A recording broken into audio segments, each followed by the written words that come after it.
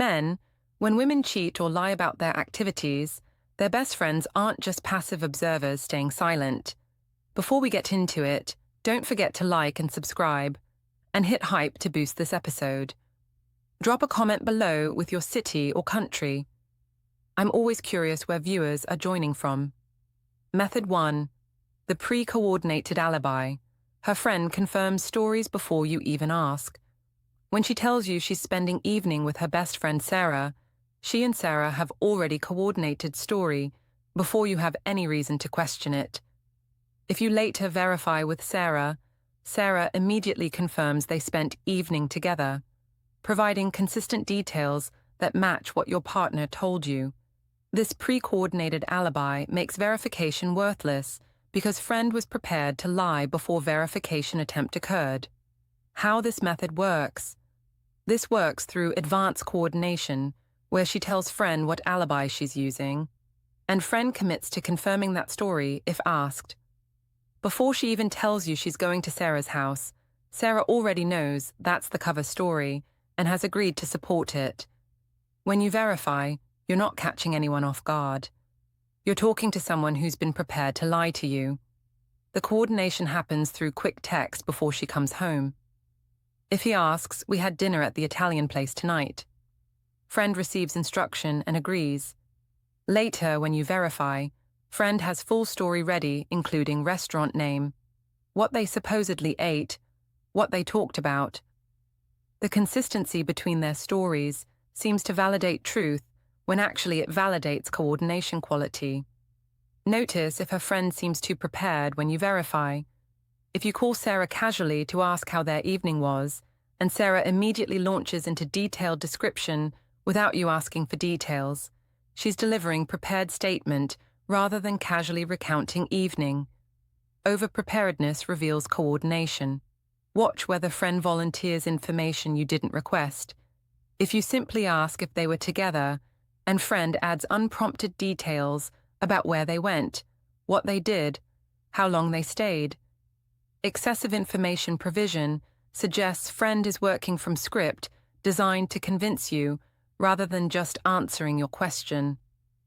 Pay attention to whether their stories match too perfectly. Real independent recollections have variations in emphasis and detail. If they both remember identical specific details in same order with same emphasis, perfect alignment suggests coordinated story rather than independent memories of shared experience. Observe whether friend seems defensive about your verification. If asking simple question about their evening creates defensiveness from friend, if she seems offended, you're checking. If she makes you feel wrong for verifying, defensive reaction reveals she's protecting coordinated lie rather than simply confirming innocent truth. Why this method is effective? This method is effective because verification seems like smart strategy, but fails when the person you're verifying with is accomplice who was prepared to lie before you asked. You think getting consistent story from friend validates truth, but consistency just validates that coordination happened successfully.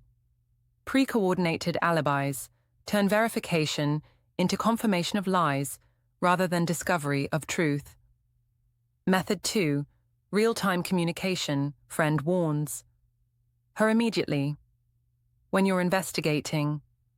When you contact her friend to verify something or ask questions about her activities, friend immediately texts or calls her to report that you're checking up on her. This real-time warning system means she knows you're suspicious before you confront her, giving her time to prepare explanations, align stories with friend, and ensure no contradictions exist when you finally discuss your concerns. How this method works. This works through immediate communication between friends that treats your verification attempts as threats requiring instant warning. You call friend to ask innocent question. While you're still on phone or immediately after, friend is texting, "Your boyfriend just called asking where you were Tuesday." Now she knows you're investigating and can prepare accordingly. The warning system means you can never gather information without her knowing you're gathering it.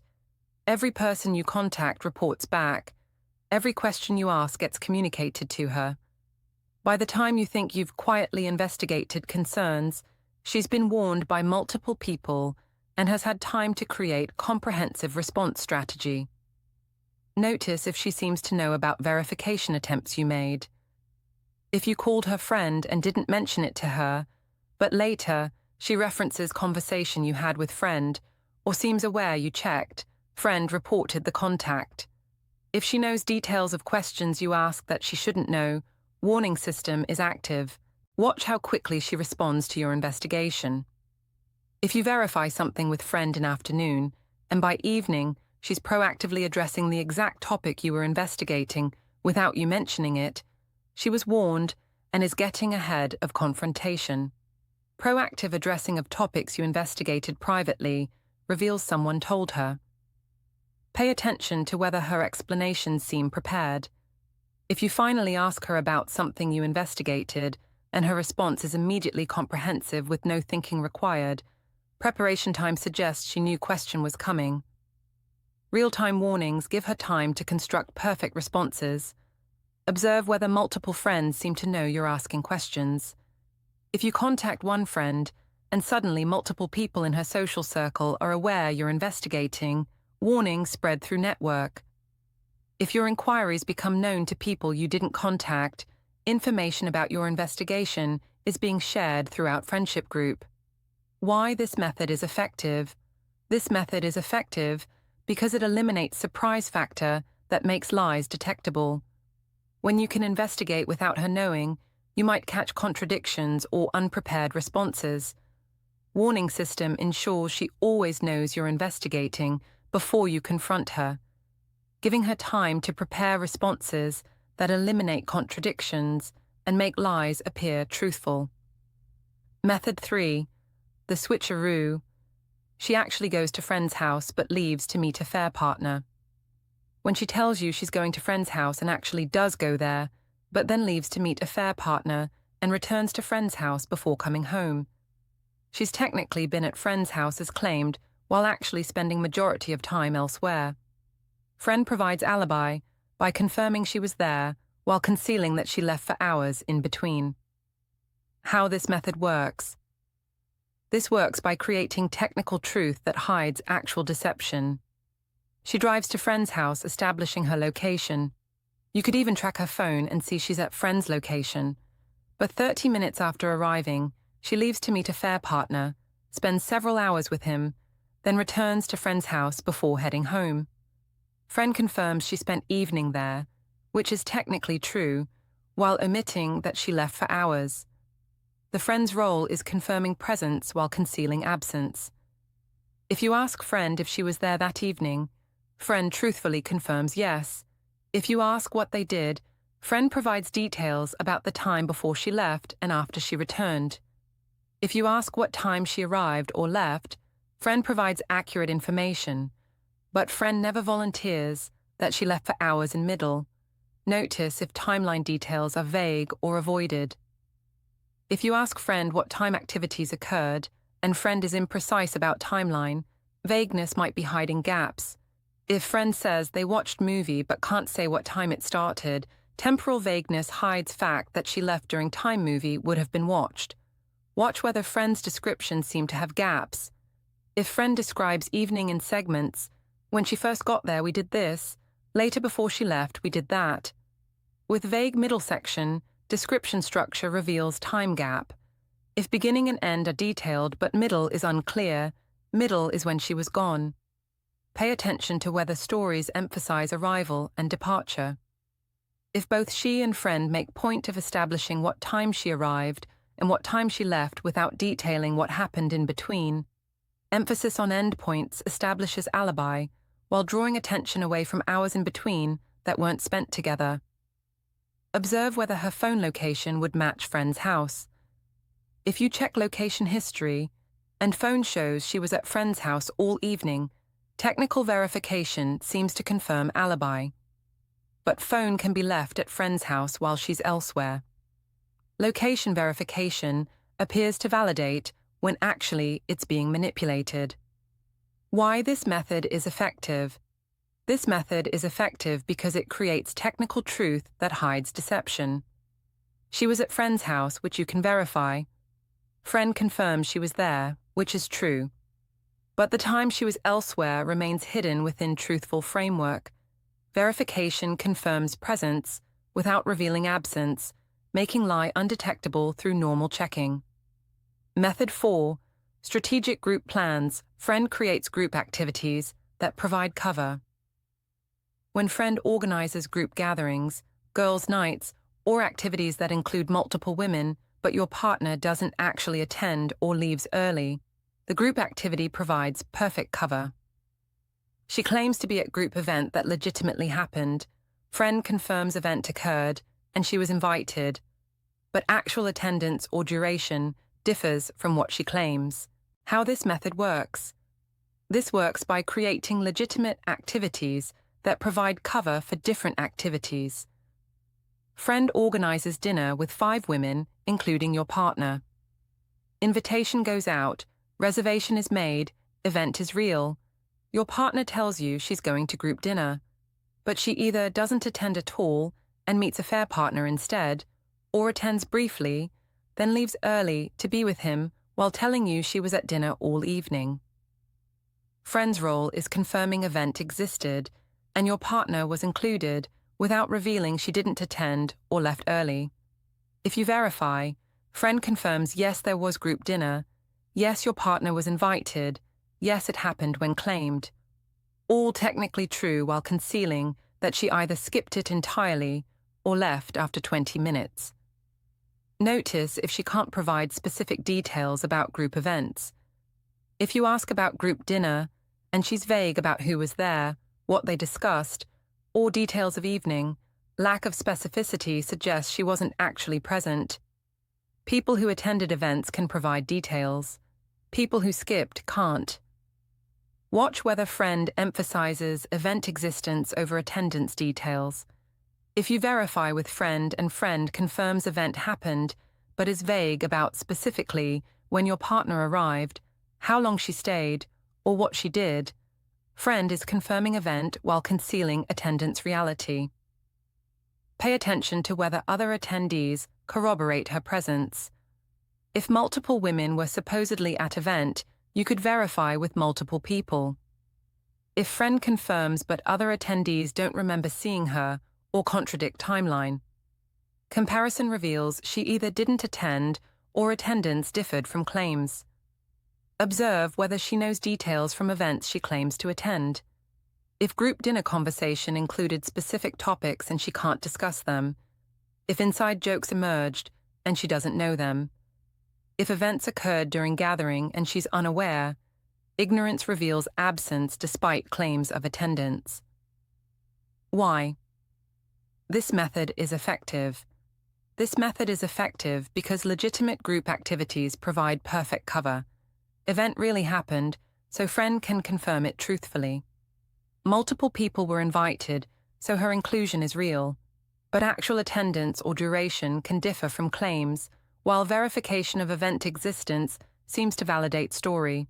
Truth about event hides, lie about participation. Method 5. The proxy, friend, actually does activity with her, but a fair partner is also there. When she and friend actually spend time together, as claimed but a fair partner is also present during activities, friend provides truthful alibi that she was with her while concealing that third person was there who transforms innocent activity into a fair facilitation. She was with friend, but friend is providing cover for a fair partner's presence. How this method works. This works by friend serving as chaperone cover for affair meetings. She tells you she's having dinner with friend Sarah. She does have dinner with Sarah, but a fair partner is also at dinner. Or they go to movie together, but meet a fair partner there. Or friend's house where they supposedly hang out is where a fair partner comes. Friend's presence makes activity seem innocent, while actually friend is providing cover. Friend's role is confirming they spent time together without mentioning a fair partner was present. If you ask if they were together, friend confirms yes. If you ask what they did, friend describes activities that actually occurred. Everything friend says is true, except for omission, that affair partner was also there throughout. Notice if activities seem unusual for just two friends. If she and friend supposedly went to sporting event neither particularly likes, if they attended activities that seem odd choice for friend date, if location or activity selection seems random, choices might make sense if third person with different interests was actually there. Watch whether friend seems uncomfortable describing activities. If friend confirms they were together, but seems vague or uncomfortable providing details, discomfort might relate to omitting affair partner's presence. If description feels incomplete, or friend seems to be carefully selecting what to mention, selective disclosure is hiding someone's presence. Pay attention to whether expenses match claimed activities. If she supposedly had dinner alone with friend, but credit card shows amount consistent with 3 people, if receipts or charges suggest more people participated than claimed, financial evidence reveals additional participants. Numbers don't lie, even when people do. Observe whether her stories inadvertently reference unexplained person. If she mentions someone said something or we decided things where we seems to mean more than just her and friend, if pronouns suggest group larger than claimed, linguistic slips reveal additional presence. Careful liars edit these references. Careless ones let them slip. Why this method is effective? This method is effective because technical truth hides critical omission. She was with friend as claimed. That's verifiable truth. Activities occurred as described. Also true. But affair partner's presence transforms innocent friend activity into affair facilitation. Friend confirms truth while omitting detail that changes everything. Verification validates truth while missing omitted deception. Method 6. Rotating alibis. She uses different friends for different lies, so no one friend knows everything. When she spreads deception across multiple friends, so each friend provides alibi for different occasions, but no single friend sees pattern of lies she's constructing, coordination is distributed to prevent any friend from recognizing extent of deception. Each friend thinks they're covering for occasional night, not ongoing affair. How this method works. This works by fragmenting deception across friendship network so no individual accomplice sees full picture. One night she's supposedly with Sarah. Next week she's supposedly with Jennifer. Following week she claims to be with Michelle. Each friend agrees to cover for one occasion, thinking they're helping with single night, unaware they're part of pattern, where different friends provide alibis for different affair meetings. The distribution serves 2 purposes. It prevents any single friend from recognizing frequency of lies and potentially objecting, and it creates multiple verification sources you'd need to check to see full pattern. If you verify one occasion with one friend, you don't see that 3 other friends are providing alibis for other nights. Notice if friend references change when she goes out. If she's always with same friend, pattern is visible. If friend she claims to be with changes frequently with no clear pattern, rotation might indicate alibi distribution. If she's supposedly maintaining relationships with multiple friends simultaneously, with equal frequency, distribution seems strategic. Watch whether friends seem unaware of how often she supposedly sees them. If you mention to Sarah how often your partner has been spending time with her lately, and Sarah seems surprised or corrects that they haven't actually seen each other much, disconnect reveals alibi usage doesn't match actual friendship activity level. Pay attention to whether stories about different friends are similar. If activities with Sarah supposedly involve same type of events as activities with Jennifer, if patterns repeat across different friends, consistency suggests constructed alibis rather than natural varied friendships. Real friendships have different dynamics. Alibi friendships look similar because they're serving same function. Observe whether she can keep straight which friend she supposedly saw when. If you reference evening she supposedly spent with Sarah, but she corrects you that it was Jennifer, If she confuses which friend was involved in which occasion, confusion reveals she's managing multiple alibi stories and struggling to track which friend is associated with which lie. Why this method is effective? This method is effective because it prevents pattern recognition. Single friend covering occasionally seems like normal friendship, but 5 friends each covering twice means 10 covered occasions that would look like a fair pattern if provided by one person. Distribution hides frequency. Multiple verification sources make checking difficult. No single friend sees extent of deception, so none can expose pattern.